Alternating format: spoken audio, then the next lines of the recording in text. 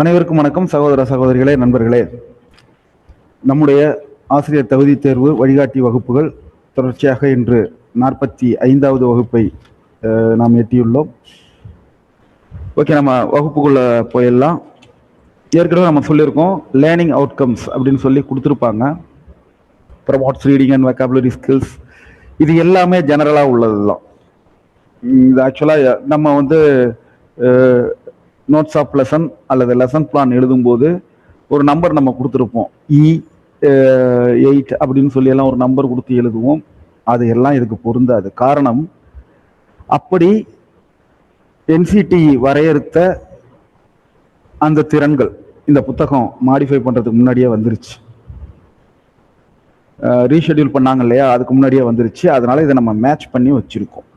கிட்டத்தட்ட இணையாகத்தான் இருக்கும். அதனாலதான் அந்த வகுப்பு மாறி வரும் அப்படிங்கிறத நம்ம சொல்லிக்கிறோம். இதெல்லாம் அதுல உள்ளதுதான். இது அந்த பாடங்கள்ல இருக்கு, பொருந்தும் தான். நம்ம 7ஆம் வகுப்பு முதல் பருவம் ஏற்கனவே நம்ம முடிச்சிட்டோம். இப்போ 2ஆம் பருவம். முதல் பருவத்துல ஒரு சின்ன சின்ன விஷயங்கள் பெண்டிங் இருக்குன்னு நினைக்கிறேன். நம்ம அதை பார்த்துப்போம். இப்போ ப்ரோஸ்ல நம்ம பார்க்க வேண்டியது இந்த அட்வென்ச்சர்ஸ் ஆஃப் டான் குயிக்சாட். இது வந்து ஒரு கார்ட்டூன் அப்படிங்கிற அடிப்படையில் ஒரு கதையை கொடுத்துருக்காங்க. இதுல வந்து முக்கியமா நம்ம கவனிக்க வேண்டியது வார்த்தைகள், அவ்வளவுதான். இதுல வேற எந்த விஷயமும் நம்ம கவனத்துல எடுத்துக்க வேண்டியதில்லை.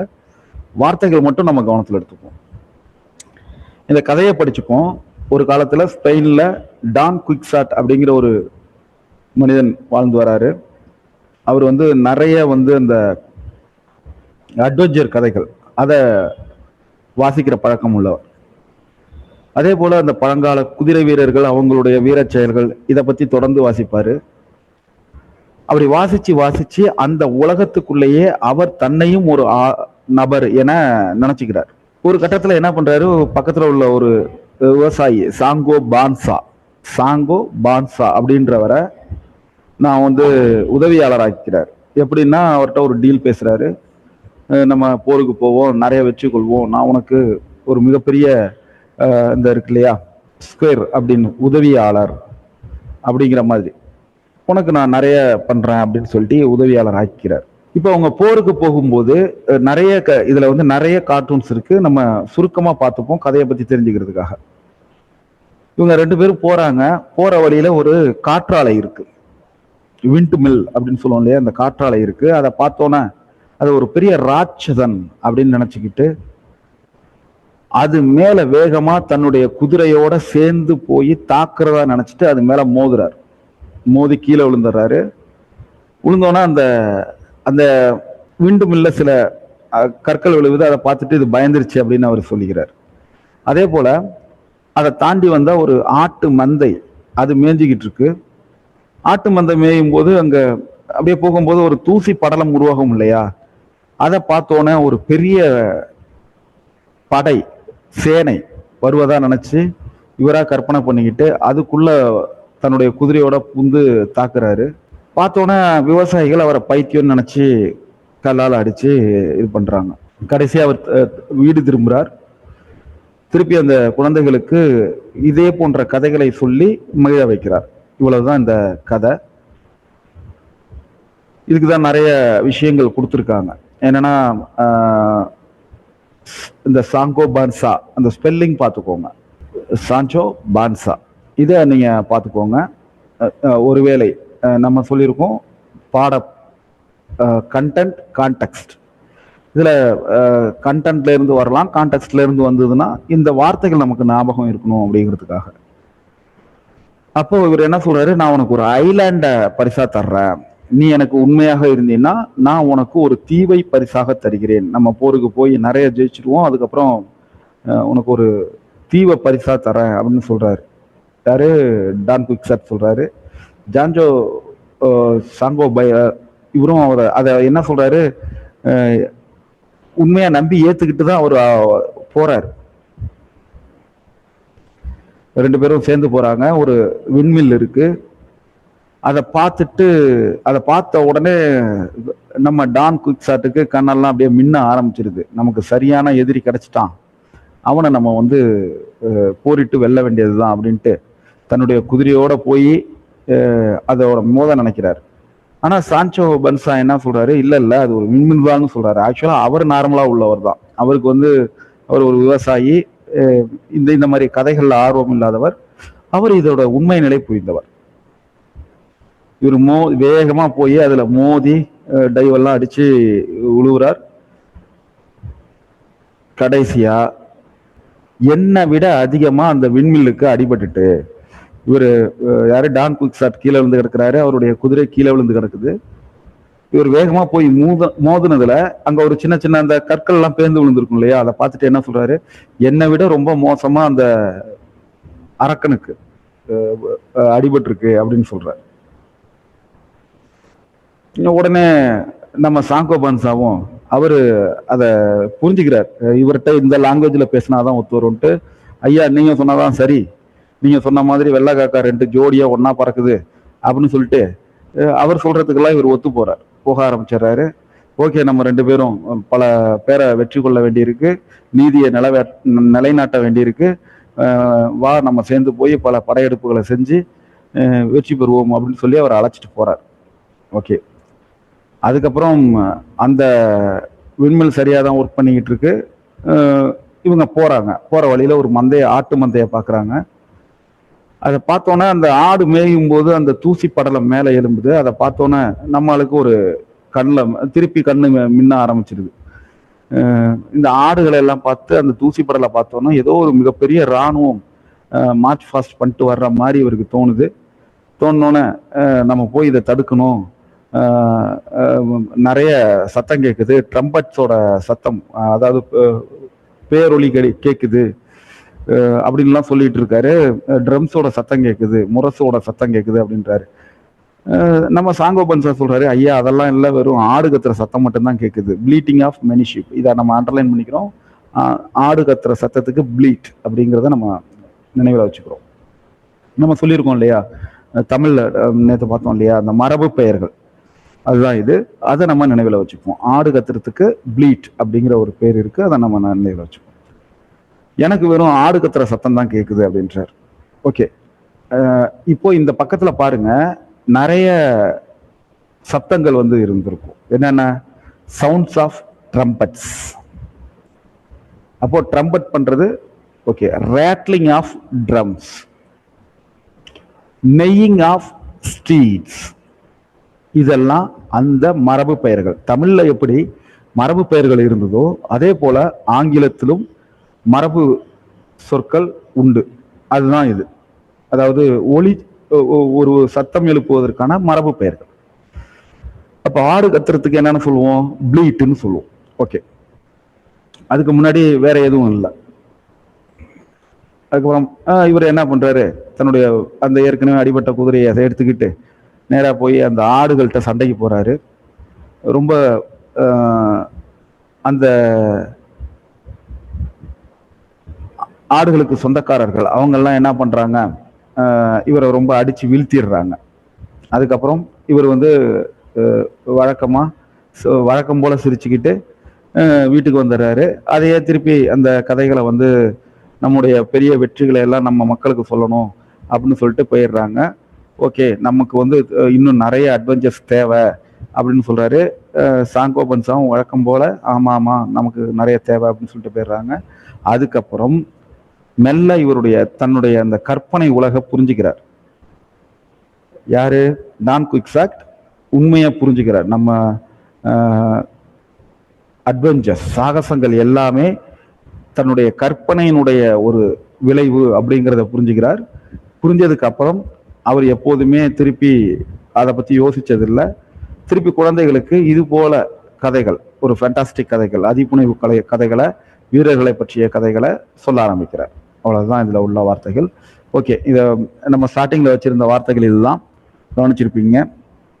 கொஞ்சம் முக்கியமான வார்த்தைகள் இந்த பாடத்துல குறிப்பிடுத்த வேண்டிய வார்த்தைகள், அந்த ப்ளீட் ஆஃப் ஷீப், அதே போல நைட்னு நமக்கு தெரியும், போர் வீரர், ஆயுதங்களுடன் கூடிய அந்த தளவாடங்களுடன் கூடிய போர் வீரர், இன்கிரெடிபிள், நம்ப முடியாத, ஹிலாரியஸ், ஒரு என்டர்டைன்மெண்ட், ஒரு பொழுதுபோக்கு, ஒரு நகைச்சுவைன்னு இதை நம்ம எளிதில் அதை ஹிலாரியஸ் அப்படின்னா நகைச்சுவைன்னு மட்டும் நம்ம நம்பிக்க முடியாது, ஒரு பொழுதுபோக்கு அப்படிங்கிற அர்த்தத்தில் நம்ம எடுத்துக்கோம். ஆகர் ஒரு மான்ஸ்டர், ஜெயண்ட் அப்படின்னு சொல்றோம், அரக்கன் அப்படிங்கிற மாதிரி. அதே போல காம்பேட் அப்படின்னா ஒரு இரண்டு ஆயுத படைகளுக்கு இடையே நடக்கக்கூடிய ஒரு சண்டை. ப்ராஜிடியஸ் அதே போல இம்ப்ரெசிவ்லி கிரேட் இன் எக்ஸ்டென்ட், ஒரு ஒரு கொஞ்சம் கூடுதலாக இருக்கக்கூடிய ஒரு விஷயம். அதே போல ஸ்டீட் அந்த பயணத்தில் இருக்கக்கூடிய குதிரை. ஸ்பர் நம்ம என்ன சொல்றது, இந்த குதிரையெல்லாம் வந்து ஓடுறதுக்கு, மாட்டு வண்டியை ஓடுறதுக்கு நம்ம இந்த சாட்டை வச்சிருப்போம், சவுக்கு வச்சிருப்போம் இல்லையா, அது போன்ற ஒரு விஷயம். இப்போ குதிரைக்கு என்ன பண்ணுவோம்னா, அந்த காலில் வந்து ஒரு ஸ்பைக், ஒரு சின்ன டிவைஸ் இருக்கும், ஒரு வீல் இருக்கும், அதை வச்சு குத்துனோன்னு அது ஓடும். இப்போ அதே போல் மாட்டுக்கு வந்து நம்ம ஒரு சாட்டை வச்சுருப்பாங்க, அதனுடைய வாலில் குத்துவாங்க இல்லையா, அது போன்றது தான் இது குதிரைக்கானது ஸ்பர். இதை நம்ம குறிப்பெடுத்துக்கிறோம். அவ்வளோதான். இந்த பாடத்தில் மிகப்பெரிய விஷயங்கள் எதுவும் இல்லை. எகைன் ஹோமோஃபோன்ஸ் கொடுத்துருக்காங்க. நம்ம ஏற்கனவே ஹோமோஃபோன்ஸ் பார்த்துருக்கோம். Same sound, different spelling, different meaning, இதை நம்ம ஏற்கனவே பார்த்துருக்கோம். அதனால இந்த இடத்துல உள்ள இந்த வார்த்தைகளை நாம ஞாபகம் வச்சுக்கிறோம். எப்படி இது வரும் அப்படின்னா, இந்த இந்த 7th இதுல எப்படி கொடுத்துருக்காங்கன்னா, ஒரே சென்டென்ஸ்ல இந்த ஹோமோஃபோன்ஸ் 2 வார்த்தைகளும் வர்ற மாதிரி ஒரு சென்டென்ஸை ஃப்ரேம் பண்ணியிருக்காங்க. இப்படி ஃப்ரேம் பண்ணிட்டு அதுக்கு பொருந்துகிற வார்த்தைகளை கேட்கக்கூடிய வாய்ப்பு இருக்கு, இருந்திருக்கு, வந்திருக்கு. நாம கவனத்தில் எடுத்துக்கிறோம். நைட், கே வந்தா என்ன, நானே உங்கள்கிட்டயே ஒரு 3 முறை சொல்லியிருப்பேன். போர் வீரன், இப்போ இந்த பாடத்தில் வந்தது இல்லையா, ஆயுதங்களுடன் கூடிய ஒரு படை வீரன். ரைட், ரைட் நமக்கு தெரியும். முதல் ரைட் வலது, அடுத்தது ரைட் எழுது. ஆர்ம்ஸ் கரங்கள். அதே போல ஃபே வாடகை, ஸ்மாரா இருக்கிறது. ஹியர், ஹியர், இது எல்லாமே நம்ம ஏற்கனவே நம்ம பார்த்துருக்கோம். ஸோ இந்த வார்த்தைகளில் நம்ம இன்னும் கூடுதலான வகுப்புகளில் அதிகமாக நிறைய இருக்குங்கிறதுனால இப்போ நம்ம இதை ஸ்கிப் பண்ணி போகிறோம். அடுத்து ஹோமோனிம்ஸ். ஏற்கனவே சொன்னது போல ஹோமோனிம்ஸ்னா, ஹோமோஃபோன்ஸ்னா என்ன, same sound, different alphabets, different meaning. ஆனால் ஹோமோனிம்ஸ்னா same spelling, same sound, different meaning. அது எப்படி? Same sound, same spelling, differ in மீனிங்னா எப்படி? அவ்வளோதான். இந்த உதாரணங்களை பார்த்தா உங்களுக்கு தெரிஞ்சிடும். ரவுஸ், ரவுஸ், ரோஸ்ன்னு சொல்லக்கூடாது, ராஸ். என்னன்னா, ஒன்று நம்ம எந்திரிக்கிறது, ரைஸ், ரோஸ், அது இருக்கு இல்லையா, அது. அடுத்தது இன்னொன்று ஒரு ஃப்ளவர், ஃப்ளவர் அப்படின்னா பூ. ஓகே, நமக்கு நல்லா தெரியும். அதுக்கு அடுத்தது ஃபேர், அவங்க ஃபேராக இருக்காங்க, அழகாக இருக்காங்க. அடுத்தது புக் ஃபேர், புத்தக திருவிழா, நம்ம பார்த்துருக்கோம். அடுத்தது சா, பார்க்கறது, பாசன்ஸ் ஆஃப் சி. இன்னொன்று டிவைஸ் டு கட் வுட், அறுத்தல். சாயிங் மிஷின் அப்படின்னு சொல்லுவோம். அப்படின்னா என்னன்னா, மரம் அறுக்கிற மிஷின். ஓகே. ரைட், ரைட், இந்த ரெண்டுக்கும் சேம் ஸ்பெல்லிங், மேலே உள்ள எல்லாத்துக்குமே சேம் ஸ்பெல்லிங் தான், அதை கவனிச்சிக்கிறீங்க. சேம் ஸ்பெல்லிங், சேம் சவுண்ட், ஆனால் டிஃப்ரெண்ட் மீனிங்.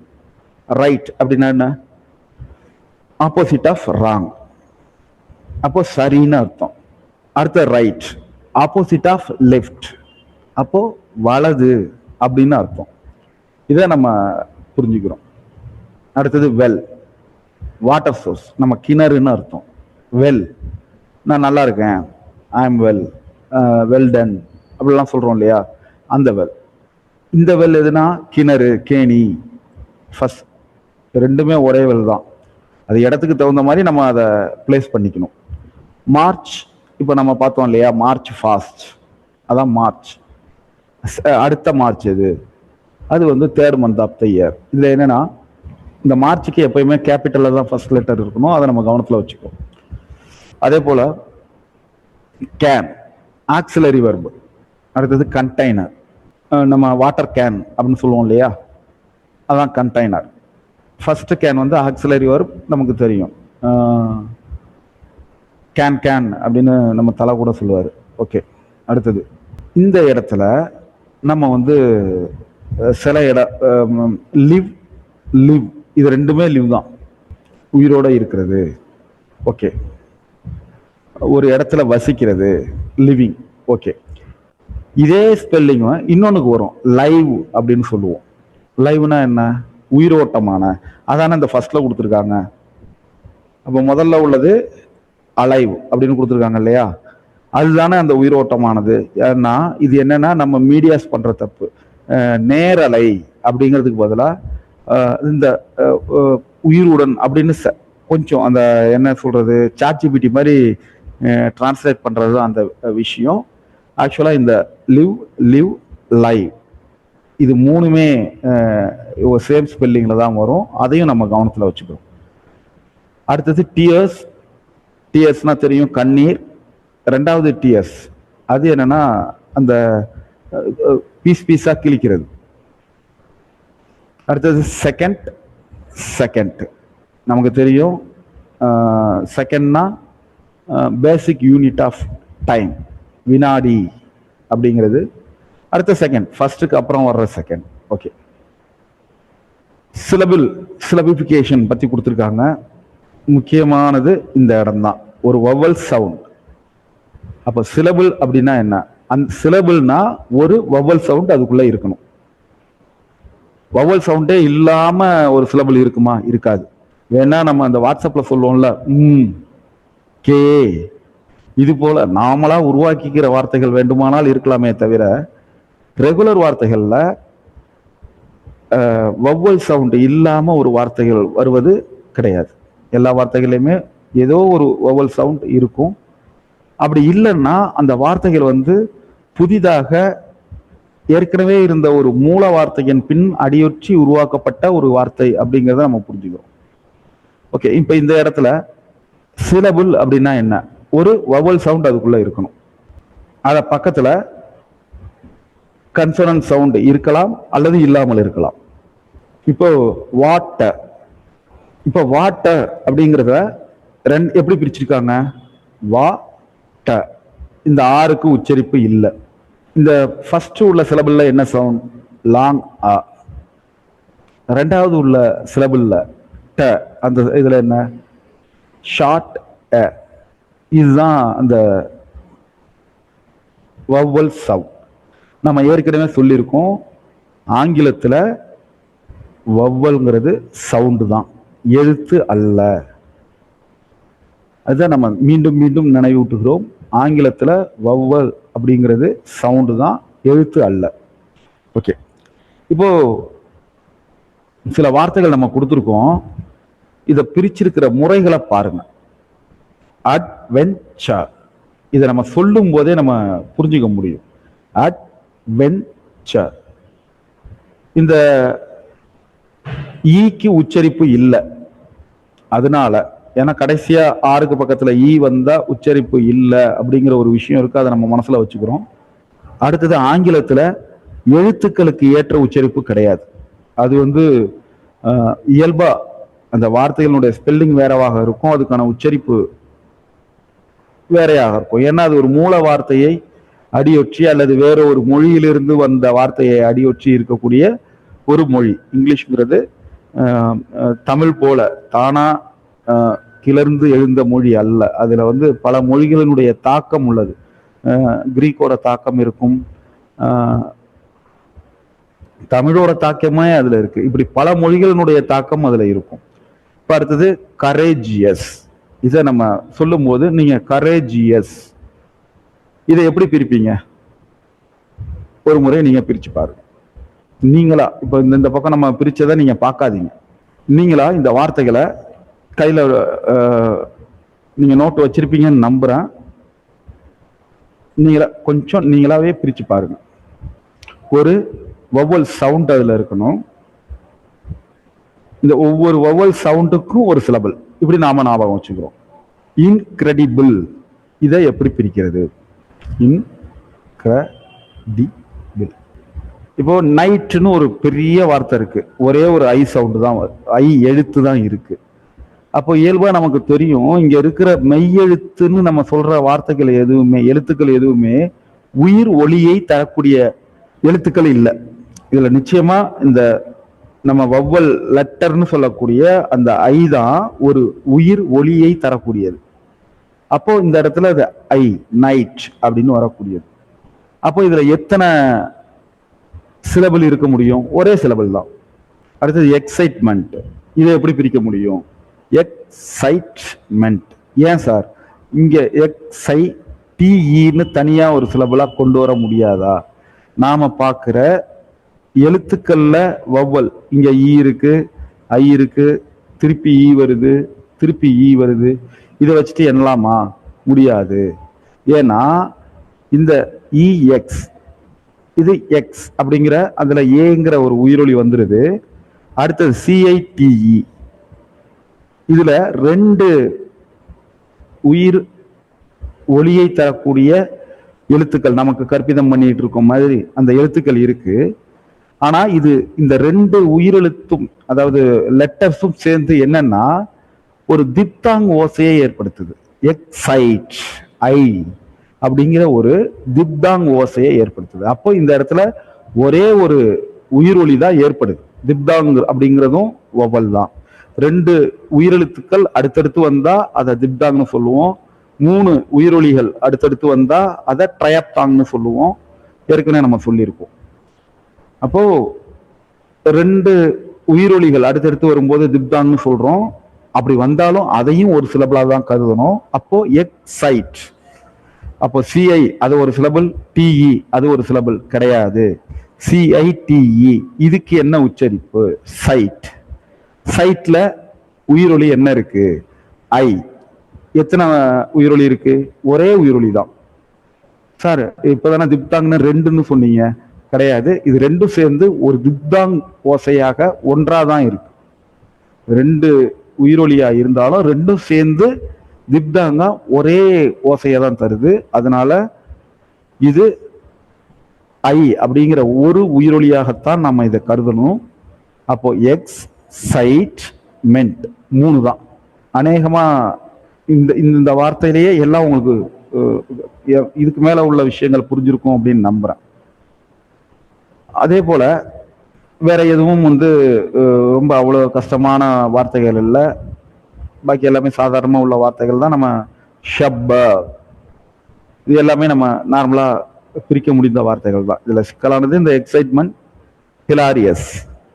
ஸ்பெல்லிங் பி அப்படின்னு கொடுத்துருக்காங்க. நார்மலா இப்படி ஒரு கேம் இருக்கு உலக அளவில், ஸ்பெல்லிங் பி அப்படின்னு ஒரு மிகப்பெரிய ஒரு போட்டி இருக்கு.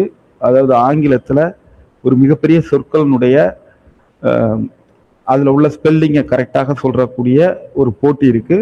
அதை நம்ம மனசுல வச்சுப்போம். இது இந்த பாடத்துல அவ்வளவுதான் விஷயங்கள். நாம இதை அப்படியே ஸ்கிப் பண்ணிட்டு போயிட்டு இருக்கலாம். லாங்குவேஜ் செக் பாயிண்ட், இது எல்லா பாடத்துலையுமே இது ரொம்ப முக்கியம். ஏன்னா எதெல்லாம் சரின்னு நினைச்சுக்கிட்டு இருக்கோமோ அதெல்லாம் தப்புன்னு சொல்ற இடம் எதுன்னா இந்த language check point. First point பாருங்க. George is the smartest and intelligent staff of this company. அது சரியா? இல்ல, தப்பு. ஏன்? George is the smartest and most intelligent. ஏன் அப்படி சொல்லணும்? அப்போ ரெண்டு அட்ஜெக்டிவ், அதுல ரெண்டு நம்ம யூஸ் பண்றோம் அப்படின்னா ஃபர்ஸ்ட் ஒன் சூப்பர்லேட்டிவ்ல இருக்கு. எது? ஸ்மார்டஸ்ட். இது சூப்பர்லேட்டிவ்ல இருக்கு. ஸ்மார்டஸ்ட்ங்கிறது என்ன? சூப்பர்லேட்டிவ்ல இருக்கு. ஒருத்தரை டிஸ்கிரைப் பண்றதுக்கு ரெண்டு அட்ஜெக்டிவ் யூஸ் பண்றோம். அட்ஜெக்டிவ்னா என்ன? ஒரு பெயர் சொல்லை பத்தி விளக்குறது தான் அட்ஜெக்டிவ், நம்ம பார்த்துருக்கோம். அதே வெர்பு, ஒரு வினை எப்படி நிகழ்ந்தது அப்படின்னு சொன்னா அது அட்வெர்பு. அதே ஒரு பெயர் சொல்ல பத்தின கூடுதல் விவரங்களை அளித்தால் அது அட்ஜெக்டிவ். இப்போ இந்த ஜார்ஜ் அப்படிங்கிற ஒரு நவுன், ஒரு நவுன், அந்த நவுனை பத்தி கூடுதல் விவரங்கள் ரெண்டு கொடுக்குறோம். என்ன? அவரு ஸ்மார்ட்டானவர், இன்டெலிஜென்ட். இந்த ரெண்டை நம்ம டிகிரிஸ் ஆஃப் கம்பேரிசன் நமக்கு தெரியும். இதுல அவர் தான் மிகச்சிறந்தவர் அப்படிங்கிற மாதிரி கொண்டு வர்றோம். So is the smartest.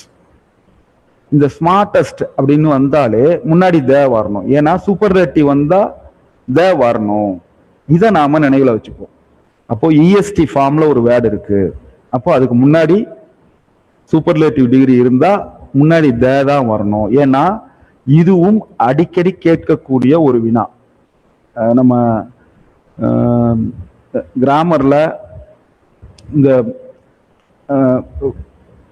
ஒரு சென்டென்ஸை கொடுத்துட்டு இதுல உள்ள பிழையை திருத்துக அப்படிங்கிற மாதிரி கேட்குறாங்க, அல்லது இந்த இடத்துல என்ன வரும் அப்படிங்கிற மாதிரி கேட்குறாங்க அப்படின்னா,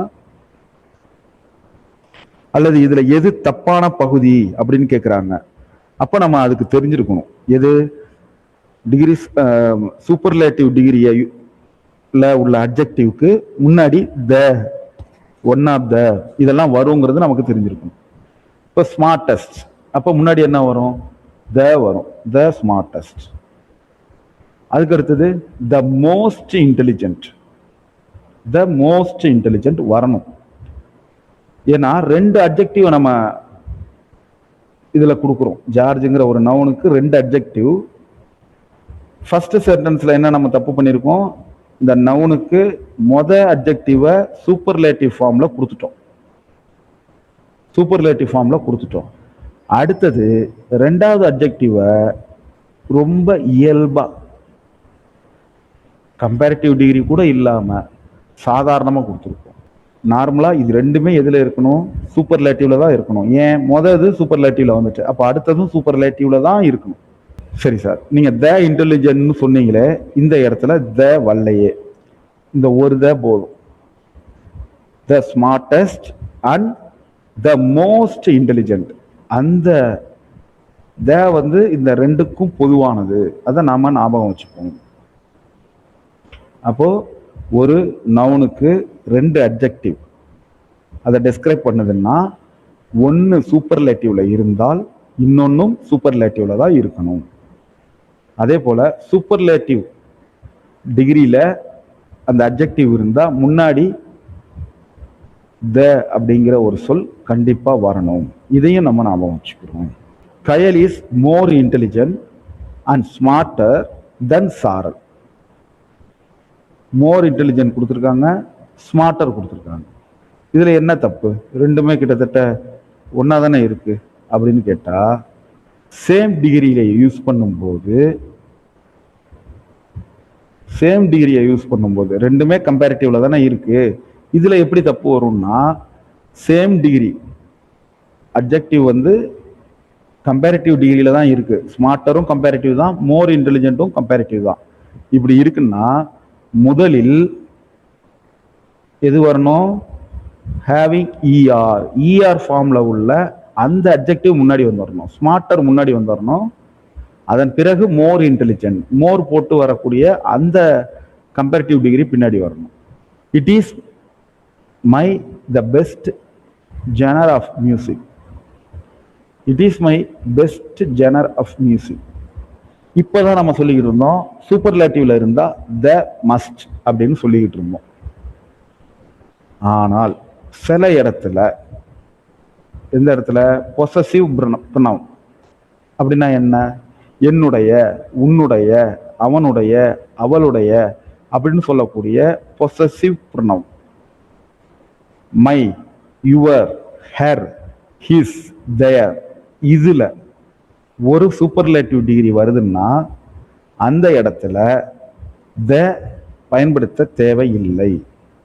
இதுதான் அந்த ரூல். இதை நம்ம ஞாபகத்தில் வச்சுப்போம். த ஏஜ் ஆஃப் ஷுவல்ரி, இந்த போயம் நம்ம வந்து பொயட்டிக் டிவைசஸ்ல லைட்டா பார்த்தோம்னு நினைக்கிறேன். இந்த தமிழ் அர்த்தம் கொடுத்துருக்கேன், அதை பார்த்துக்கிட்டு இருக்கேன். இதை பொயட்டிக் டிவைசஸ்ல நம்ம பார்த்தது எத்தனை பேருக்கு ஞாபகம் இருக்குன்னு எனக்கு தெரியல. பட் நம்ம இதை வந்து ரொம்ப டீப்பா பார்க்கல, கொஞ்சம் லைட்டா தான் நம்ம பார்த்தோம். ஓகே, ஓரளவு எல்லாருமே இந்த போயத்தோட தமிழ் அர்த்தத்தை பார்த்துருப்பீங்கன்னு நினைக்கிறேன்.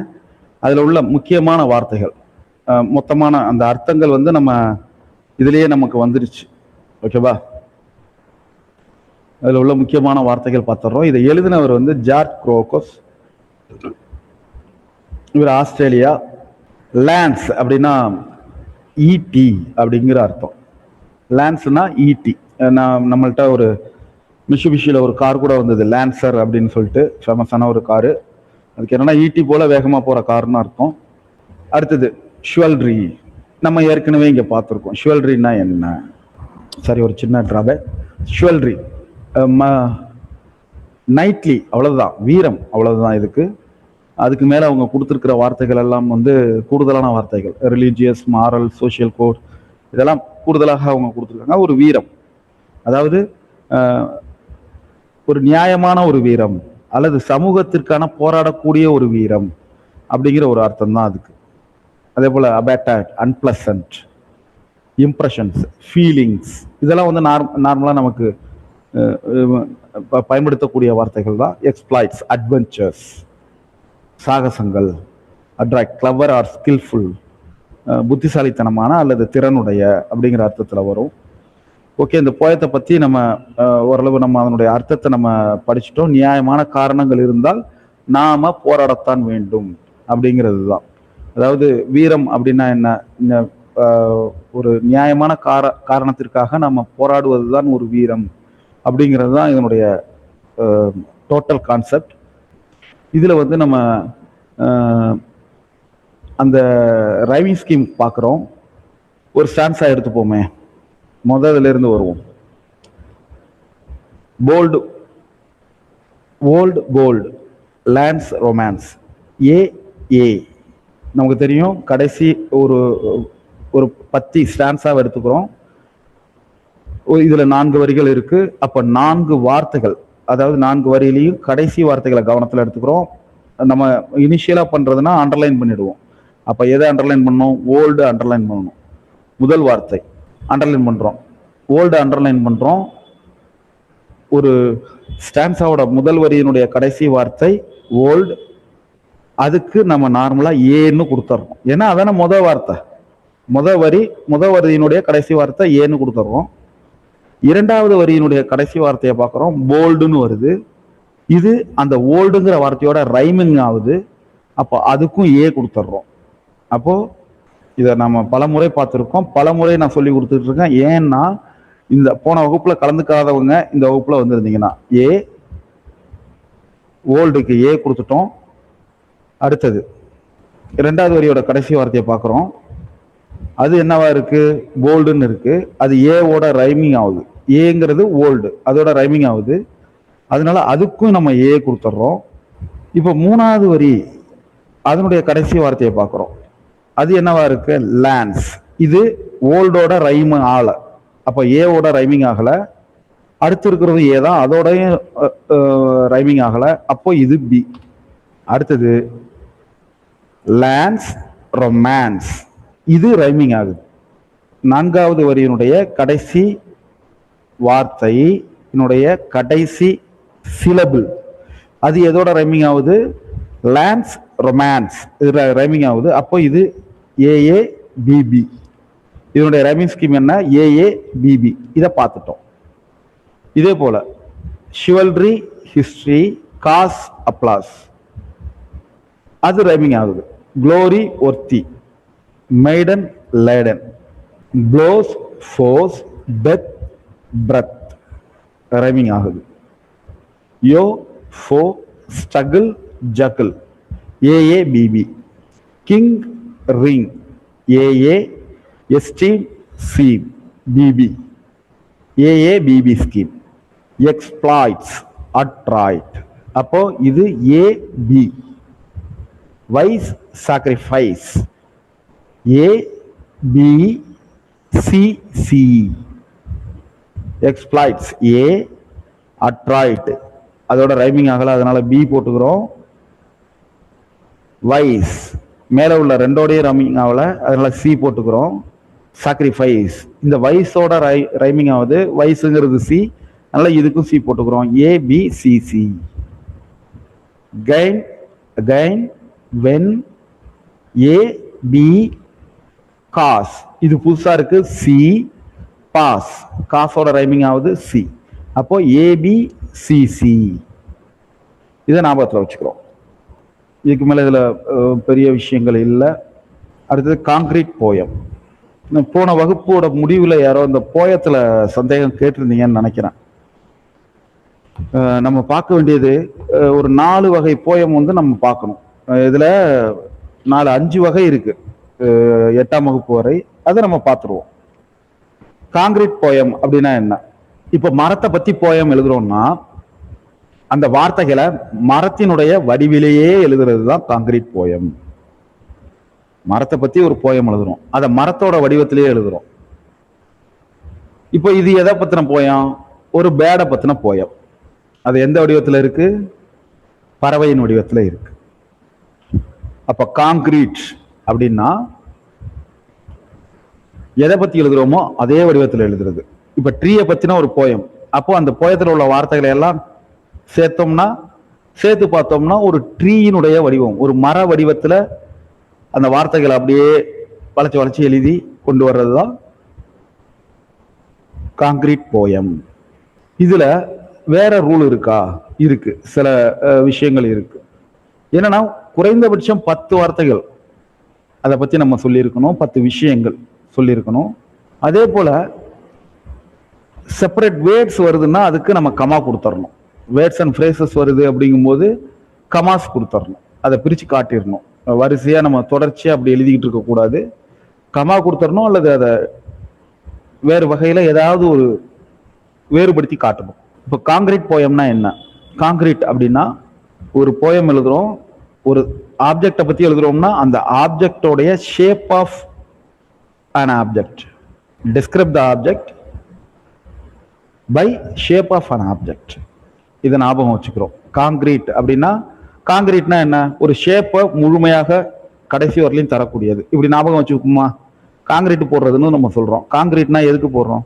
அந்த வடிவத்தை, அந்த அவுட்லைனை ஒரு ஸ்ட்ராங்கா வச்சுக்கிறதுக்கு நம்ம யூஸ் பண்றது தான் காங்கிரீட். ஒரு பெல்ட் போடுறோம், ஒரு லிண்டல் போடுறோம் அப்படின்னா என்ன? அது அந்த இடத்துல அந்த அவுட்லைனை ஸ்ட்ராங்கா வச்சுக்கிறது, அதுதான் காங்கிரீட் அப்படின்னு ஞாபகம் வச்சுக்கிறோம். அந்த அவுட்லைன், அந்த வார்த்தையை நம்ம ஞாபகம் வச்சுக்கிறோம், அதுதான் காங்கிரீட் போயம். அதுக்குள்ள நம்ம அந்த வார்த்தைகளுக்கெல்லாம் எந்த ரூல்ஸும் இல்லை. நம்ம ஏற்கனவே 2-3 போயம் பார்த்துருந்தோம். என்னென்ன? இந்த லிம்ரக்னு ஒன்று பார்த்துருந்தோம். ஏ ஞாபகம் இருக்கும்னு நினைக்கிறேன். தேர்வாசிய அப்படின்னு, ஆமா, தேர்வாசியன்னு ஆரம்பிக்கும். அப்படி ஆரம்பிச்சா அது லிம்ரிக் போயம். அதே போல அந்த போயம் 5 வரிகள்ல தான் இருக்கும். இதை எழுதிக்கோங்க, இதை குறிப்பெடுத்துக்கோங்க. மொத்தம் நமக்கு ஒரு 5 வகை போயம் இருக்கு. கூடுதலான கருத்து நிச்சயமாக இதுல இருந்து ஒரு மதிப்பெண் இருக்கு, இதை எழுதிக்கோங்க. லிம்ரக் அப்படின்னா தேர்வாசிய அப்படின்னு ஸ்டார்ட் ஆகும், 5 வரிகள் தான் இருக்கும். அதனுடைய ரைமிங் ஸ்கீம் எப்படி இருக்கும்னா, இந்த 5 வரிகளினுடைய இறுதி வார்த்தைகள் ஏ பிபி ஏ அப்படின்னு முடியும். இது லைம்ரிக் போயம், ஞாபகம் வச்சுக்கிறோம். லைம்ரிக் போயம் தேர்வாசியன்னு ஸ்டார்ட் ஆகும், 5 வரிகள் இருக்கும், ஏ பிபி ஏ அப்படின்னு முடியும். அதுக்கு அடுத்தது சிங்கன் போயம். இந்த சிங்கன் அப்படிங்கிறதுக்கான ஸ்பெல்லிங் வந்து CIQUAIN. இத எழுதிக்கோங்க. சிங்கன், CINQUAIN. இதுவரையிலும் நான் ஸ்பெல்லிங்கே சொல்றதில்லை. நீங்க ஏன் சார் இதுக்கு ஸ்பெல்லிங் சொல்றீங்க? ஆமாங்க, எப்படி இந்த சிங்கன்ங்கிறதுக்கு இந்த ஸ்பெல்லிங்கை சொல்லியே ஆகணுங்கிற கட்டாயம் வருதோ அதே போல இந்த போயம் அவ்வளோ கஷ்டமானது. காரணம், முதல் வரி, அதாவது தலைப்பு, முதல் வரிங்கிறது தலைப்பு. அந்த தலைப்புல 2 சிலபிள் இருக்கணும். ஒரு வார்த்தை, அந்த ஒரு வார்த்தையும் 2 சிலபிளா இருக்கணும். மூன் அப்படிங்கறத தலைப்பா வைக்க கூடாது, சன் அப்படிங்கிறத தலைப்பா வைக்க கூடாது. 2 சிலபிள்ல வரக்கூடிய ஒரு வார்த்தை, டைட்டன் அப்படி வைக்கலாம். அப்போ முதல் வரியில ஒரு வார்த்தை இருக்கும், ஆனா அது 2 சிலபிள்ல இருக்கும். இரண்டாவது வரி அது எல்லாமே அட்ஜெக்டிவ், டிஸ்கிரிப்டிவ் அப்படிங்கிற மாதிரி இருக்கும். இதுல 2வது லைன்ல எத்தனை வார்த்தைகள் இருக்கும்? 2 வார்த்தைகள் இருக்கும். முதல் வரியில ஒரு வார்த்தை, அது டைட்டில். 2வது வரியில 2 வார்த்தை, அது அட்ஜெக்டிவ். 3வது வரியில 3 வார்த்தை, அது வெர்ப். ஞாபகம் இருக்கா? அநேகமா வந்திருக்கும்னு நினைக்கிறேன். 4வது வரியில 4 வார்த்தை, இது ஒரு ஃப்ரேஸா இருக்கும், தொடர்ச்சியான ஒரு ஃப்ரேஸா இருக்கும். இதை நம்ம ஞாபகம் வச்சுக்கிறோம். இப்போ இந்த வார்த்தைகள் எல்லாமே 2 சிலபிள் உள்ள வார்த்தையா இருக்கணும், அதை நம்ம ஞாபகம் வச்சுக்கிறோம். அடுத்தது 5வது வரி ஒரே வார்த்தை இருக்கணும், அது அந்த வார்த்தையினுடைய முடிவாக இருக்க வேண்டும். இதுதான் சிங்கன் போயம். அப்போ சிங்கன் போயம்னா என்ன? இதுக்கும் 5 வரி தான். மொதல் வரி ஒரு வார்த்தை, 2வது வரி 2 வார்த்தை, 3வது வரி 3 வார்த்தை, 4வது வரி 4 வார்த்தை, 5வது வரி ஒரே வார்த்தை, அது முடிவு. அந்த மீண்டும் சொல்றேன், சிங்கன் போயம் 5 வரிகள், முதல் வரி ஒரு வார்த்தை, அது தலைப்பு 2 சிலபிள். 2வது வரி 2 வார்த்தை, அது அட்ஜெக்டிவ் 4 சிலபிள். 3வது வரி வெர்ப்ஸ், 3வது வரி அது எல்லாமே வெர்பா தான் இருக்கணும், ஆக்ஷன் வேர்டா தான் இருக்கணும். 3 வார்த்தைகள் இருக்கணும், 6 சிலபிள்ல இருக்கணும். அடுத்தது 4வது வரி 4 வார்த்தைகள் இருக்கணும், அது 4 வார்த்தைகளும் தொடர்ச்சியாக அமைந்து ஒரு ஃப்ரேஸா இருக்கணும். ஃப்ரேஸ்னா நமக்கு தெரியும், சொல் தொகுதி ஒரு முழுமையான அர்த்தம் தரலனாலும் ஏதோ ஒரு அர்த்தம் தரக்கூடியது தான் ஃப்ரேஸ். அதை நம்ம ஞாபகம் வச்சுக்கிறோம். அடுத்தது 5வது வரி ஒரே வார்த்தை, அது அதனுடைய முடிவு வார்த்தையாக இருக்க வேண்டும். இதை நம்ம ஞாபகம் வச்சுக்கிறோம். இப்போ காங்கிரீட் போயம்னா என்னன்னு பார்த்துட்டோம். காங்கிரீட் போயம்னா காங்கிரீட் எதுக்காக போடுவோம்? ஒரு வடிவத்தை தருவதற்காக பெல்ட் மாதிரி போடுவோம். அப்போ ஒரு வடிவத்தில் எழுதுறது காங்கிரீட் போயம். அடுத்தது லைம்ரிக் போயம். இது என்னது? தேர் வாசிய அப்படின்னு ஆரம்பிக்கும், 5 வரிகள் இருக்கும், WAABBAன்னு முடியும். அடுத்தது சிங்கன் போயம். இந்த சிங்கன் போயம்னா என்ன? இதுலயும் 5 வரிகள் தான் இருக்கும். இந்த 5 வரியும் முதல் வரியில ஒரு வார்த்தை, இந்த இப்ப இவ்வளவு நேரம் சொல்லிட்டு இருந்தோம் இல்லையா, இது இன்னொரு வாட்டி சொன்னா உங்களுக்கு போர் அடிக்கும், வேணாம். அடுத்தது அக்ராஸ்டிக் போயம். இந்த அக்ராஸ்டிக் போயம் நம்ம அதில் 80s கிட்ஸ் 90s கிட்ஸ் இருந்தால் எழுதியிருப்போம். ஏன்னா நம்ம ஃப்ரெண்டு பேரில் முதல் எழுத்துக்களை வச்சு அப்படியே போட்டு ஒரு கவிதை எழுதுவோம் இல்லையா, அதுதான் அக்ராஸ்டிக் போயம். ஃப்ரெண்ட் அப்படின்னா ஃப்ரெண்டில் எத்தனை எழுத்துக்கள் இருக்கு? 6 எழுத்துக்கள். அப்போ 6 வரிகள் இருக்கும், FRIENT. அப்போ முதல் வரி முதல் எழுத்துல ஆரம்பிக்கும், எஃப்ல ஆரம்பிக்கும். 2வது வரி 2வது எழுத்து ஆர்ல ஆரம்பிக்கும். 3வது வரி 3வது எழுத்து ஐல ஆரம்பிக்கும். 4வது வரி 4வது எழுத்து ஈல ஆரம்பிக்கும். இப்படி